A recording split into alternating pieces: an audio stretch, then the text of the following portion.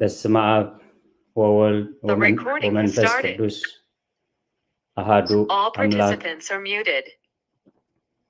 ዝኸበርኩም ህዝበ እግዚአብሔር ርኅሩህ ፈጣሪና ክሳብ ሰዓት እዚ ብድሓነ ሰላም ዓቂቡ በዚ ቅዱስ አገልግሎት ክንራኸብ ቅዱስ ፈቃዱ ስለ ዝኾነልና ፈጣሪና አምላከ ቅዱሳን ናይ ባህሪ ምስጋና ይብፅሓዮ። ንኩሎም በዚ ሰዓት እዚ ኣብ ፀበባ ኣብ ፀገም ኣብ ሽግር ንዘለው ረህዋ ሰላም ቅሳነት ዕረፍቲ ይሃቦም። ኣብ ቤት ማእሰርቲ ንዘለው ምውፃእ ሓራ ይፍጠረሎም። ብሞት ስጋ ንዝተፈልዩና ዕረፍቲ ነፍሲ ገነት መንግስተ ሰማያት የዋርሶም። ኣብ መሪር ሓዘን ዘለው ከዓ ደበሳ ቅዱሳን ይደብሶም። ንዓና ንኩላህና ከዓ ዘስተውዕል ኣእምሮ ሂቡ መወዳእታና የፀብቐልና። ክቡራን ህዝበ እግዚአብሔር ኣብ ኩሉ ኩርናዓት ዓለም ኮንኩም ነቲ ቅድስቲ ቤተ ክርስቲያን እትህቦ ኣገልግሎት እትከታተሉ ዘለኹም ንዓይ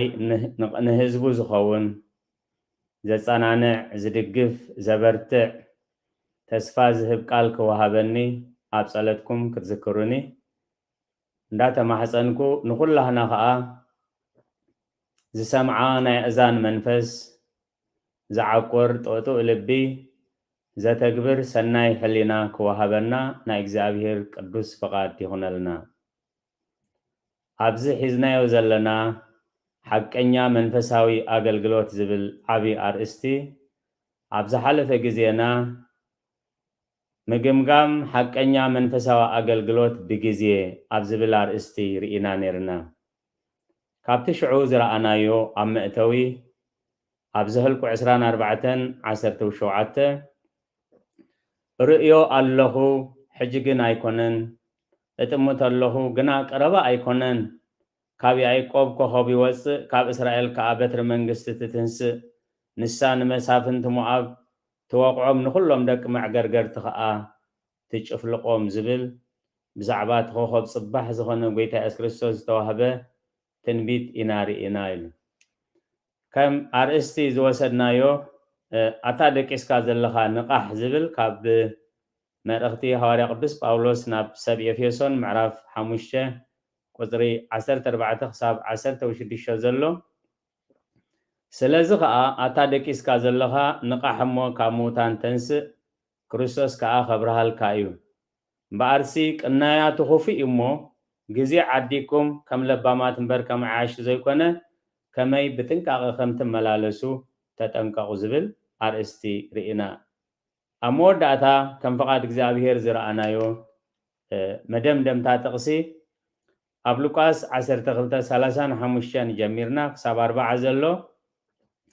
ሓቋቆኹም ዕጡቕ መብራህትኹም ብሩህ ይኹን፣ ንስኻትኩም ጎይትኦም ካብ መርዓ ክሳዕ ዝምለስ ዝፅበይሞ መፂኡ ኳሕኳሕ ምስ ኣበለ ብእኡ ዝኸፍትሉ ባሮት ምሰሉ።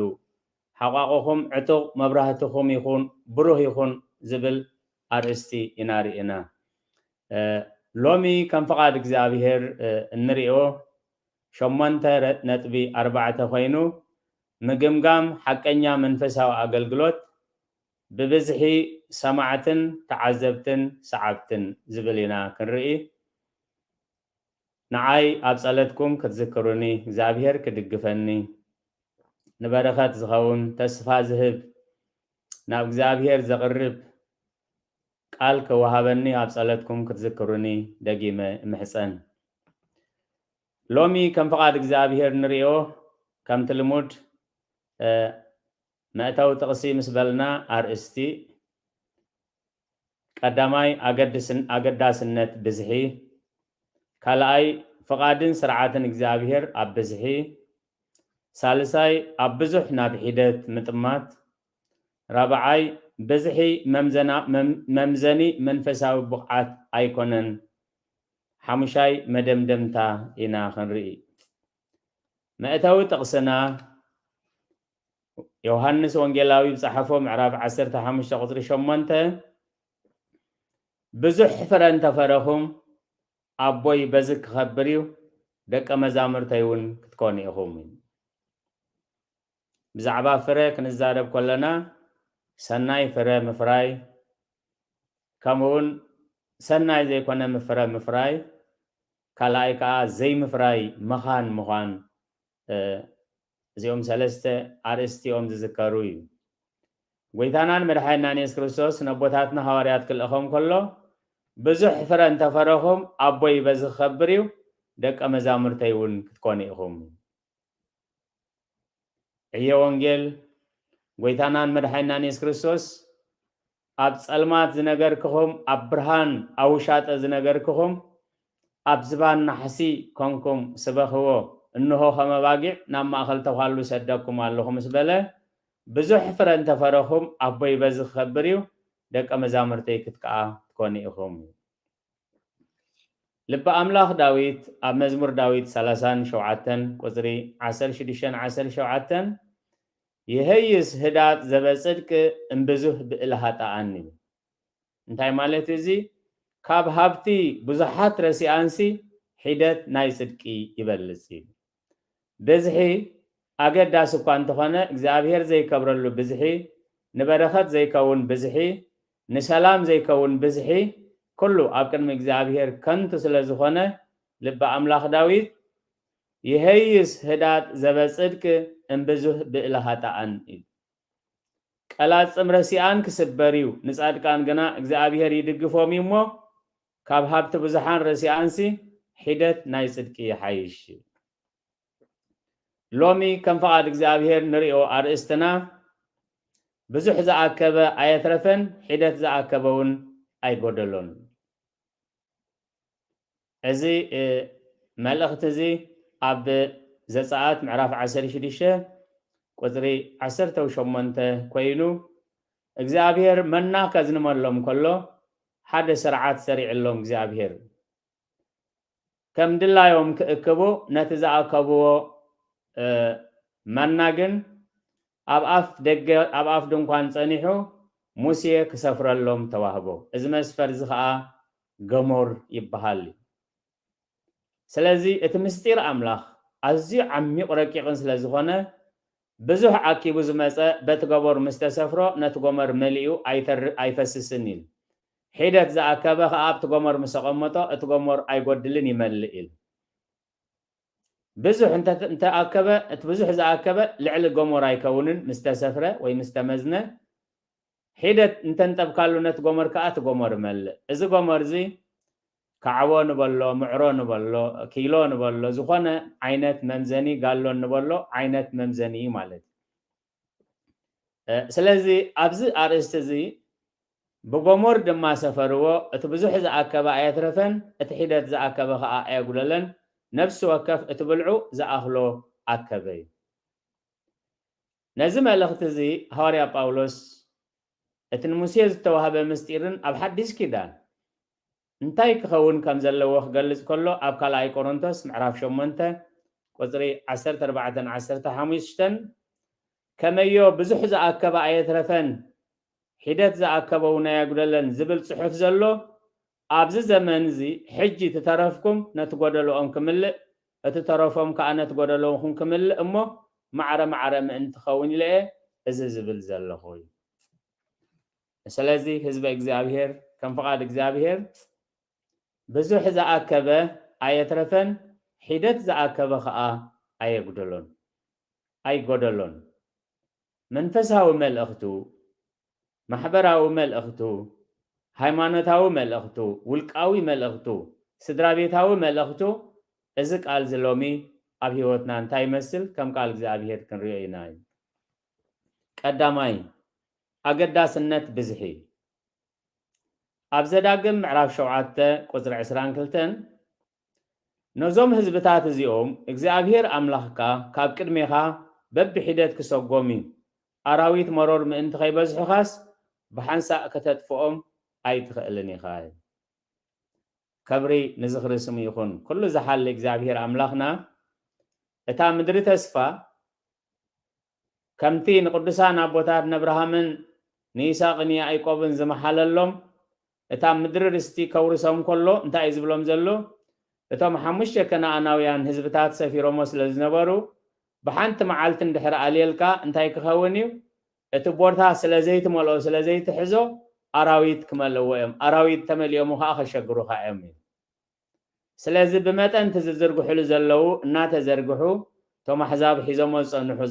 بوتا نات أليو نات زرقو كخادو منتي زابير كم زبل أمون قال هيبوم نتوم هزبتات زياتهم إجزابير أملاك كاب كلمة خبب بحيدة كسوقومي علامة أراويت مرور أنت خيبز حخاس بحنساب كتتفهم أي تخلني خاي أبزت ساعات عسران سلسن عسران شعتن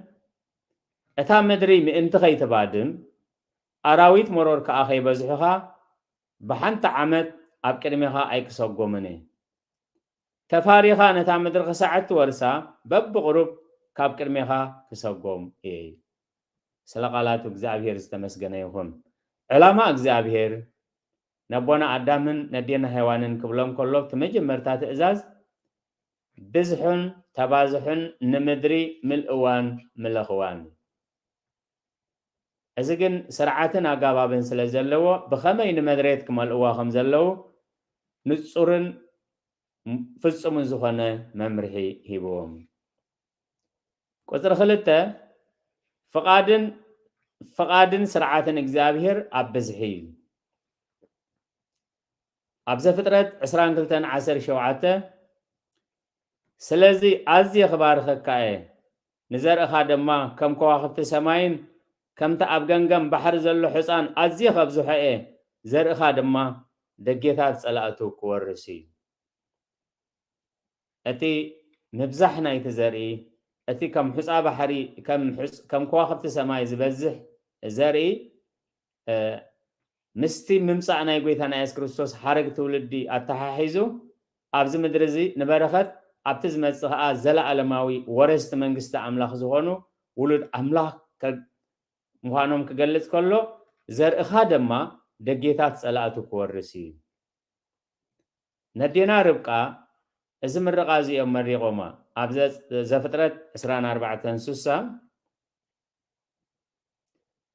نساتهم نربقا أتحقتنا أشح ألاف كوني زر إخدقما دقس ألاتي ورسيلهم مرقواي سلازي أتي دقس ألاتي زورس مرحو سيطان زفرس مني ويثانان مدحنان يس كريستوس نززر إزي نزحارق إزي ناتوماتيوم نات بزحين نات مفراين زغلصو نيرومي اب إرمياس 29:6 أنستي أأتو أوداتنا والدين ولدو نوداتكم النوالدهم كأتأتاتو نساتهم دما أوداتنا والدين يولدو أبتزلهم بزحنبر أيتو حادوي إذا ما الأخذ صبحت نمركوز أتولو 7 عامات مركوز صنحو أبزت نجرم درو وازي ماز توهبومي أبتزلهم وبتها بزحنبر أيتو حادو أبارنت ينازل لنا أبعدقانا ينازل لنا يلوم تسفاخ يقرصو من انتي أنا إذا حاسب لكم حساب دحاني كله تختقبروا وزقباءكم أتاخلت وين تخلو زرعت الزرعو مالكم أفريو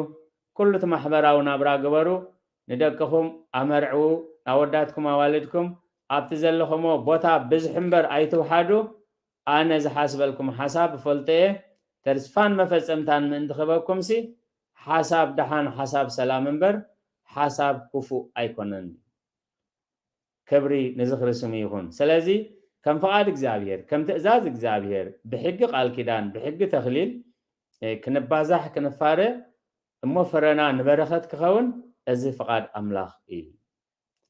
سالساي أبزح نابحيدت متماتي كل جزية بزحي معشوي بزحي مداناغري سلازخونة أبزح كون كان بحيدت متمات أزخاء ويتانان مدحينان يس كريستوس بجبر زمهارنا قدوس سراح ناي سبرائي سراحي أوانجيل ماتيوس معراف 10:8 وزرع 10:3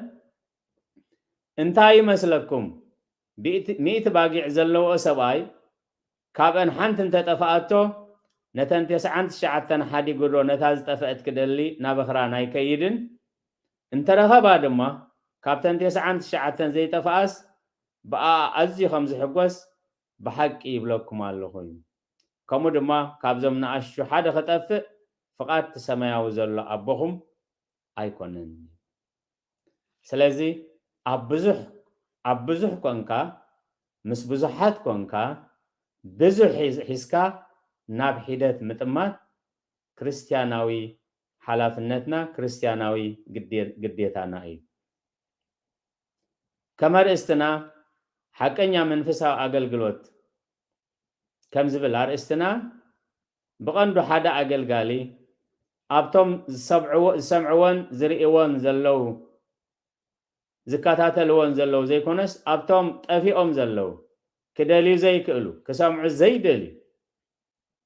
مخنياتو تاز تفأت بقيع تسعان تشعتن أباقيع تسعان تشعتن نقد ملأختي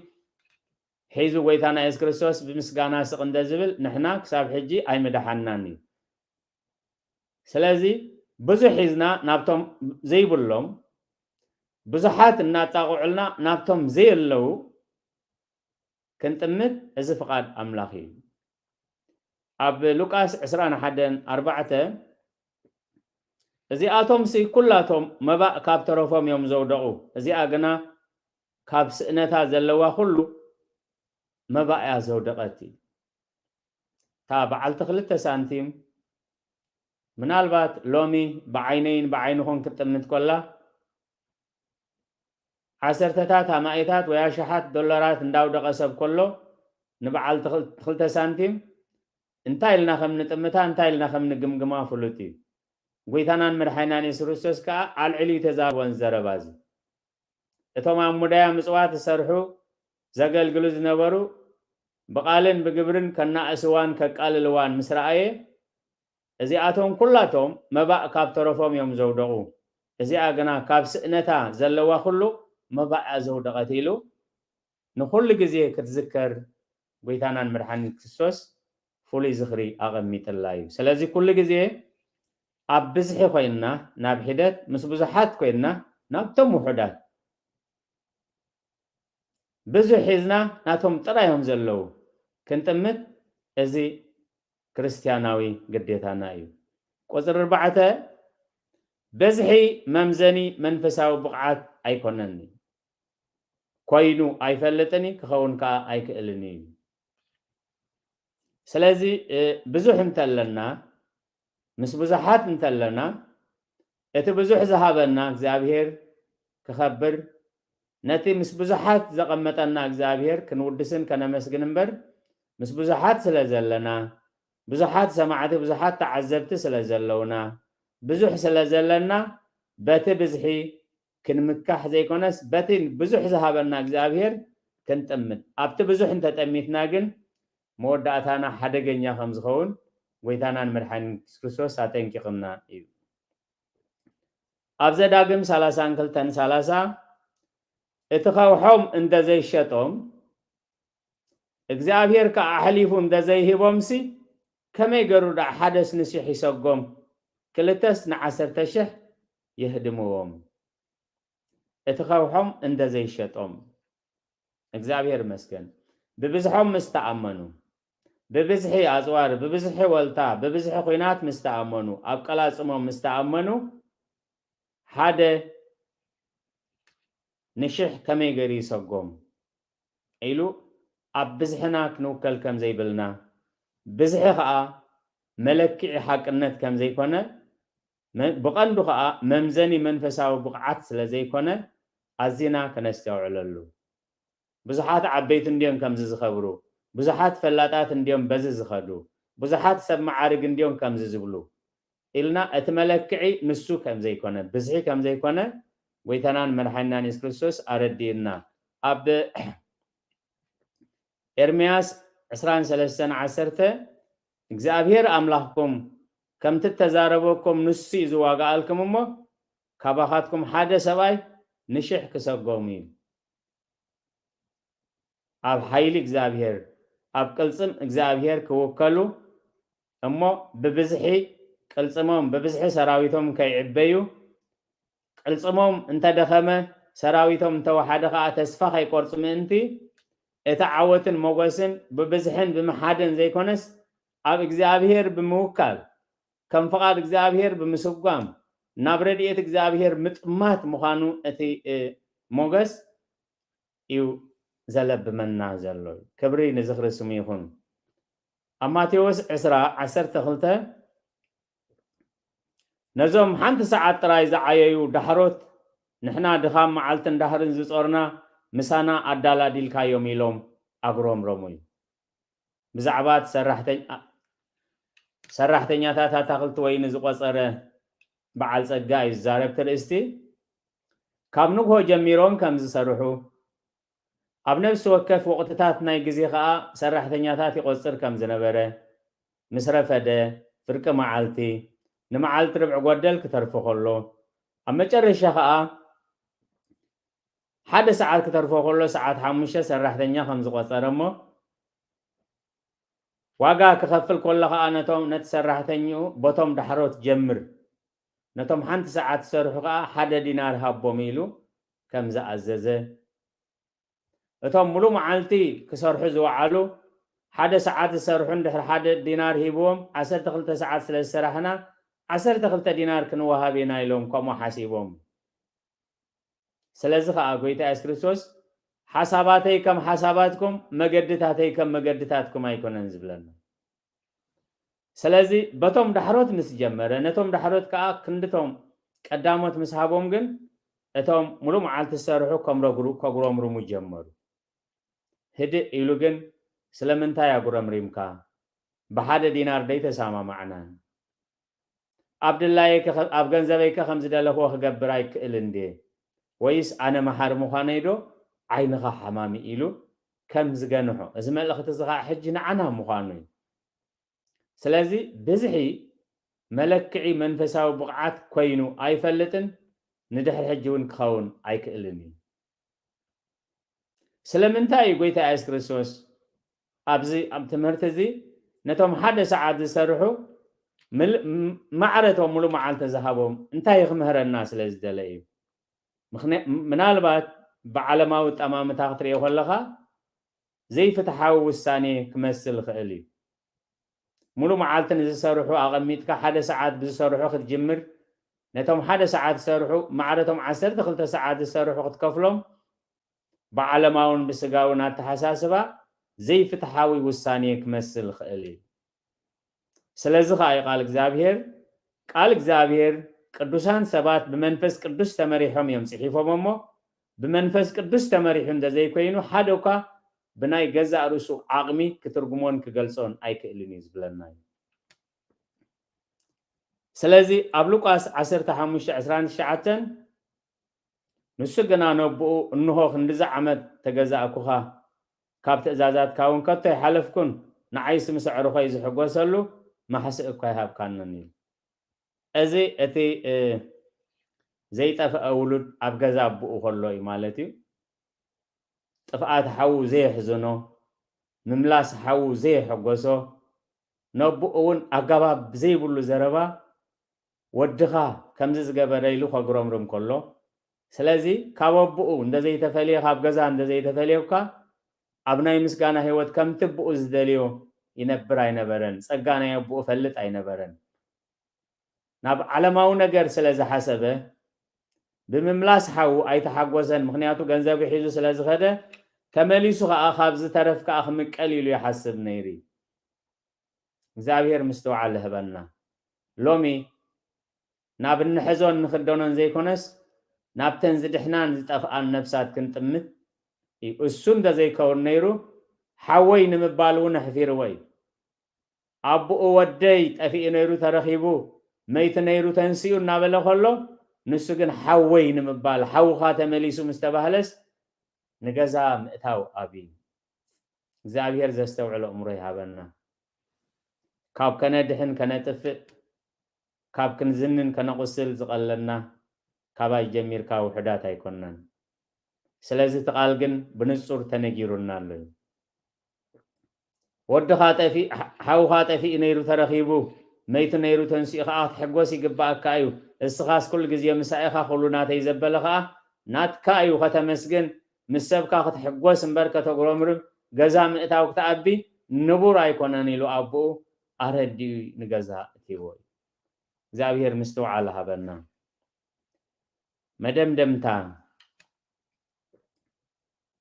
مزمور داويد 34 عسرت الشعاتة ناي صادق مكرا بزحيو እግዚአብሔር ግና ካብ ኩሉ የናግፎም ስለዚህ ኣብ ብዝሕን ሒደትን ኣርእስትና ብዙሕ ዝኣከበ ኣየትረፈን ሒደት ዝኣከበ እውን ኣይጎደሎን ብዝሒ ክንብል ከለና ኣብ ትሕዝቶ ንዋይ ኣብ ትሕዝቶ ሃብቲ ኣብ ትሕዝቶ ፍልጠት ኣብ ብዝሒ ሰማዓቲ ጥራይ ዘይኮነ እቲ ንቐበሎ መከራውን بمبزحو تراي زي كونس كم فقاد أملاخ انت تقبلنا يأيو نبرخات زخوننا كفقاد إجزابير بزح مكرا رخيبهم بزح شجر رخيبهم أبكر من إجزابير موجس زي رخابو بزحات يوم إجزابير مستوى على هبنا أبقال إجزابير جن نايس أدق مكرا بزحي إجزابير جنا كاب كلي الناقفو شجرنا أنت بزحس أبوانا أنت خبده أجانا خس خبزح سلازد لي إجزابير بزز حلفنا زللنا بأكوتيت بمسجانا نخن قبله منتي بزو همامهم ولزادكان وأم كله يادهنهم وجزابيري سلازي نتز حلفنا أملاح قديفنا نتز حلفنا يو شجرات اندحر نصب كوينا إذا بزحزخ أحد جنياي بزعلت بز مكره حليفة بزعلت زقتي من بزعلت زقتي من لنا نتز حلفنا يو مكره زي كنا نصب نتي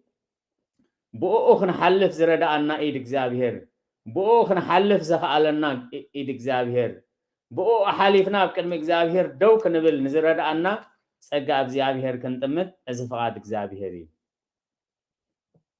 أبكالاي كورنثوس معرف في شمنته قطري كلتن سلستن كم عقمومن حلف عقمومن بعلاتهم فتيهم كم ذهبوا مسكر الله مالهم ببزح أبابا تمكيرهم حالف حقوسهم تلك زغنا دخنتهم نمسح لكسهم أزيو عزازي كبري نزخر سميخون هواري قدس باولوس سلاتهم أقلقلتي كقلز كله بزح أبابا خمس نبرهم إذا بزح أبابا ناب بزح موغس كم زبسحهم عميق دخنت كم زنبرهم إذا دخنت زخان خبر أملاح كينوس نسأجا كم زردهم يتقال قدس وانجيل زمهرنا زخبركم حزب إجزابير لومي نحنا أمنتاي نتأمن إذا أرستنا لومي بزح زحازة آية رفن حيدت زحازة أي قدلوني لومي تمسجن زي بولو جزيه لومي بلعها زي تسأقبولو جزيه لومي تخدينكا زي تسأقبولو جزيه لومي تشيمكا بس حكاية زلخا سلطان زي تعقبلو تمسجن زي تبلولو جزيه كم زلنا كلنا نردوي سلازي إذا منفس السعة زي مستيك على إجزابير سلازي صارر هواري قدس باولوس ناب تيموثاوس أبزل أخو قداماي ملوختو معرف شديشة قصري شديشة يا أخلني زي سفنو هايمانوت عابي ربها إيو يا أخلني زي سفنو هايمانوت عابي سأقا إيو ناب علم حزنايو زمسانا يلبونمو كاب علم حزنايو نخيد كأ يلن قلبنان كدانان ترخبناس يا أخلنا كما يفقر جنزب سر كل خفاتيو قال يوم نابزنا تماتاتورو كاب امنت زنبلو نابرؤسون كأ بزح طفقات أمسوي يا أخلا نزي سفنو عبي ربحا إيه حزب إجزابير سعبت إجزابير كريستيان ببزح جنزب ببزح شركي ببزح تحستو بحب ببزح وركي ببزح هوي تازي كونس ببرخات كم زنبر اتبرخات كأ بمئزاز إجزابيرن بحقاقات إجزابير بمخبار كم زمس ኣብ ዘዳግም ምዕራፍ 28 ካብ 1 ክሳብ 14 ዘሎ ትእዛዛተይ ሕጋጋተይ እንተኸቢርካ ንስኻ በረኻ ብሩኽ ትኸውን ንስኻ ኣብ ገዛ ብሩኽ ትኸውን ፍረ ማሕፀንካ ብሩኽ ይኸውን ምፍራይ ጥሪትካ ብሩኽ ይኸውን መልወሲኻ መፅሞቂኻ ብሩኽ ትኸውን ንስኻ ኣብ ኩሉ ብሩኽ ትኸውን ርእሲ እምበር ጭራ ኣይትኸውንን ልዕሊ ኩሉ ክንሓስቦ ዘለና እቲ ኣብ ብዝሕን መሓድን ስለ ዝሓዝና ክንምካሕ ክንዕበ ክንፀግብ ከነጉስዕ ክንብስኑ ስለ ዝሰኣና ከነጉረምርም ተስፋ ክንቆርፅ ቀጠፍጠፍ ክንብል ዘይኮነስ ብዙሕ እንተረኸብና ገጽና ክንዓትብ ንእግዚኣብሔር ከነመስግን እንተጎደለጉን እቲ ብበረኸት ዘሰጋግር እግዚአብሔር ከነመስግን በታ ናይ ሰራጵታ መበለት ገይሩ እግዚአብሔር ጽቡቕ ነገር ገይሩ ምሂሩና እዩ እዛ ሰራጵታ ናይ መበለት ናይ ሰራጵታ ትሕዝቶኣ ኣዝዩ ውሑድ ዝነበራ ሸልገት ሓርፅን ዘይጠቅም ዘይትን ከም ዝነበረ እንተኾነ ንቃል ነቢ ኤልያስ ሰሚዓ ከምቲ ዝተባህለቶ ወዳን ከብዳን ገዲፋ ነቲ ናይ ኣምላኽ ሰብ ብእምነት ምስ ቀረበትሉ ኣብ ጎይቢ ዝነበረ ሓርጭ ን3 ዓመትን 6 ወርሕን ኣብ መቐር ሰሚቶ ዝነበረ ጠስሚ ከይጎደለ ብበረኸት ከም ዝሓለፈት ቅድስቲ ቤተ ክርስቲያን ኢየሱስ ክርስቶስ በረከተ ኤልያስ ዘሰራጵታ ሳሂልከ ወምህረትከ ይመግቡ ንቦጾታ ከመሃገፋ ዘስሙር ወልታ ኢየሱስ ክርስቶስ ናይ ሰራጵታ በረኸትካን ምሕረትካን ኩሉ ግዜ ይመግቡን ዝብል ናይ ህሊና ጸሎት ሰሪዓትልና ኣላ ስለዚ ሎሚ ብምንታይ ኢና ምስ ኣሕዋትና ንበኣስ ሎሚ ብምንታይ ኢና ምስ ስድራና ንበኣስ ሎሚ ብምንታይ ኢና ምስ ደቅና ንበኣስ ሎሚ ብምንታይ ኢና እምነትና ዝጎድል ስነ ምግባራትና ዝባላሾ ዘሎ ተመስገን ዘይምባልን ይኣኽለኒ ዘይምባልን በቲ ዝረኸብናዮ ዝኽደን ይኹን ዝልበስ ዘይምዕጋብን በዓል ክስቶ ከምዚ ይለብስ ኣለዉ በዓል ክስቶ ከምዚ ክደና ኣለዋ በዓል ክስቶ ከምዚ ይረግፃ ኣለዋ በዓል ክስቶ ከምዚ ተሰሊመን ኣለዋ ዝብል ዘይክርስቲያናዊ ንኩሉ በረኸትና ዘባላሾ ዘይምዕጋብ በቲ ዘለካ ዘይምዕጋብ ካልእ ሰብ ክትከውን ምፍታን ኣብ ዘይፀጋኻ ምጥምማት እዚ ኩሉ ናብ ሽግር ዘእትወና ኣብ ጥዕናና ቀውሲ ኣብ ሓደርና ህውከት ዝፈጥር እዚ ተመስገን ዝሕመረቱ ክርስቲያናዊ ህይወት ብዘይ ምንባርና እዩ ስለዚ ከዓ እዩ ቃል እግዚአብሔር ብዙሕ ዝኣከበ ኣይፈረፈን እዩ ሒደት ዝኣከበ ከዓ ኣይጎደሎን ምክንያቱ ኣብዚ ውሽጢ ዝመፅእ ዘሎ እዚ እቲ በረኸት እዩ በረኸት ኣምላኽ እንተልይዎ እቲ ንበልዖ ንበረኸት ይኸውን እቲ ንሕዞ ንበረኸት ይኸውን እቶም ንወልዶም ቆልዑ እዙራት ንበረኸት ይኾኑ እዩ ናይ ሎሚ ፀገብና ኣብ ኢድና ብዘሎ ገንዘብ ዘይምዕጋብና ዝበላዕናዮ እንጌራ ኣብ ከስዐና ዘይምውሃሃዱ ዝወለድናዮ ሙሉድ ዘይእዙዛት ምዃኖም እዚ ኩሉ ምንጭ እዚ ካበይ ዝመፅእ ካብቲ ምስ እግዚአብሔር ዘለና ብብዝሕን ብዋሕድን ዘይኮነ እግዚአብሔርሲ ብበረኸት ዝባርኽ ኣምላኽ ምዃኑ እቲ ኩሉ ጥልመት እቲ ኩሉ ህውከት እቲ ኩሉ ዓመፃ ዘይግባእካ ንኽትሕዝ ንሓውኻ ትጠልም ዘይግባእካ ንኽትሕዝ ኣብ ስድራኻ ኣብ ደቅኻ ከይተረፈ ገበን ትፍፅም እዚ ናይ ኣሕዛብ ናይ ኣረማውያን እምበር ናይ ክርስቲያን ባህሪ ኣይኮነን ሕሉፍ ሓሊፉ ኣብ ቤት ኣመንቲ ጥራይ ዘይኮነስ ኣብ ውሽጢ ኣብያተ ክርስቲያናት ብገንዘብን ብዋኒንን ዝመፅእ ሽግርን ህውከትን እዚ ኢልካ ክትቆፅሮ ኣይከኣልን እግዚአብሔር ዘስተውዕሎ እምሮ ይሃበና ስለዚ ህዝቢ እግዚአብሔር ኣምላኽ ኣይዕሾን እዩ ኣምላኽ ኣይጥበርን እዩ ከም ዝብል ሎሚ ንሂወትና ከመይ ኣለና በዚ ርእስቲ እዚ ኩሉ ግዜ እዚ ኣገልግሎት እዚ ውሽጥና ንሪኤሉ ሂወትና ንሪኤሉ بعلهنا نبعلهنا نفسنا كريا خلنا إذا قديلك الله نبلا خلنا قليل من البات كالوت قبلنا خلو إذا قديلك إذا بديلك إذا العلك إذا وسيدك قبلنا خلو كخبرنا خيلي بعلهنا نبعلهنا خنقصص خلنا جن أبوتاتنا من فساهيوت تكساس الرئيس زبل نحلنا صولتها قميتو مالو إذا أبولي كدان هنا بحدش كدان أبونا داويد لمن تتيكز نفسيه ولا من تتهوكني إمان بإجزابير كما أجن لتو مدهاني جس إجزابير وشتو خبأ أسخلو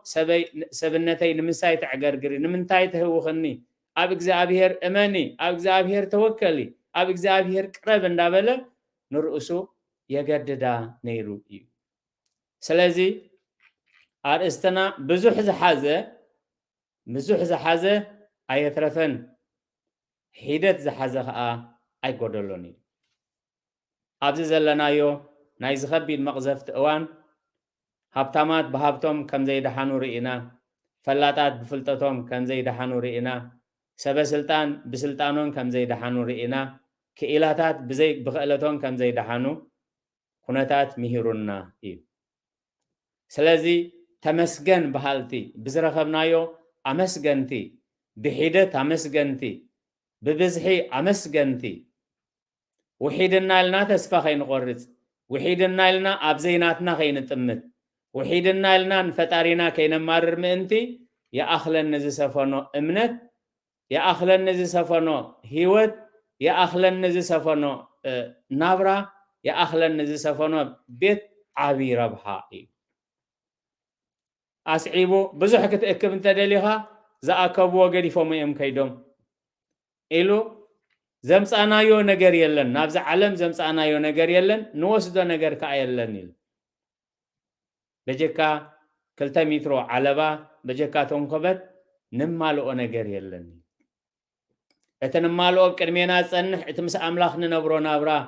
ناي صلوت نابرا ناي صوم نابرا ناي امنت نابرا ناي منفساوي هوت نابرا نسيب كلمة إجزابير بروحاتن أموناتنا يبوي نبنا إزل علم حاجوس أتو زبل النمبر أبز مدرز نبرة سلطان منفساوي هون سجاوي أبز مدرز نبرة أتوت حدة هون بزح أبز مدراوز نبرة فلتت بزخونه يكون مجدي أب كلمة أملاخ كساجرنا أيك إلني سلزخ أيك قدوس صحف دقيمو دقاقيمو بزح زحزة أي قدلون حدة بزح زحزة آيترفن حيدت زحزة خاء آيقدلون سلازي نبرتكم بتمسجن يخون نبرتكم بأكوتيت يخون بزلكم عقابو بزلكم هدو النابلك على الزابير دقاقيمو يمهرنا الله مو سمعنا هنقبر غيرنا هنصدق نا إجزابير قدوس فقاد يخون لنا زرستزي معالتاو ننببو تقسي معالتاو نسمعو تقسي إيو لومي كان فقاد إجزابير جن أبهي واتنا نمرمرلو بزر استز أنا خمي بتزلني زمسجن سبدي بتزلني بتزو حدا نزو قرمرم سبي لومي أنا زي قبا عني كركبيلة زي قبا عني جنزب زي قبا عني وركي زي قبا عني سلطان زي قبا عني الشم كركبيلة زقبر كوب كرما أملاح هاللودو رئينا قلتيفنا ننسحلو እግዚአብሔር ረዲእናኹም እንደ ዘይገርናኻ ነትዘለናዮ ነትሒዝናዮ ዘለና ኣጽኒዕና ክንሕዞ ምእንቲ የኣኽለን ዝሰፈኖ ሃይማኖት ዓብዪ ረብሓ እዩ ከመይ ፍቕሪ ገንዘብ ስር ኩሉ ክፍኣት ኢሉ ገሊኦም ናብኡ እናተማጣጠሩ ካብ እምነት ዘንበሉ ኣብ ርእሶም ከዓ ብዙሕ ጥፍኣት ኣምፅኡ እዩ ስለዚ እግዚአብሔር ክረዳኣና ነቲ ንዛረበሉ ክንነብሮ نتنزاربلو بهوت كنقلصو نا እግዚአብሔር ቅዱስ ፈቃድ ይሁነልና ሰብ ስጉምቱ ከቀንዕ ዘይክእል ድኹም ፍጥረት እሞ ድኻምና ፈሊድና ነቲ ዘበርትዕ ኣምላኽ ነቲ ዘበርትዕ ጎይታ ሓንቲ ነገር ክንገብር ኣይንኽእልና ድልየት ኣለና ዓቕሚ ግን የብልናን ድልየት ኣለና እንታይ ከም ንገብር ግን ኣይንፈልጥን ኢና እንተኢልናዮ ንኩሎም ነቶም ድኹማት ኣበርቲዑ كاب مغوساي مغواسن كاب معراي دعرو نامسي سب زغبر املاح كاب حمد علي علو سب زغبر املاح غويتا خمزلنا فليدنا بت زلنا كي تعبنا بت زغودلنا سأنايو تسفخي قرزنا كم فقاد እግዚአብሔር بمسغانان بمرختن كنبر እግዚአብሔር يدغفنا صنيلكم ስለሰማعኹምኒ ኣብ ትገብርዎ ጸሎት ኩሉ እግዚአብሔር ይስማعኹም ስለቃላቱ እግዚአብሔር ዝተመስገነ ይኹን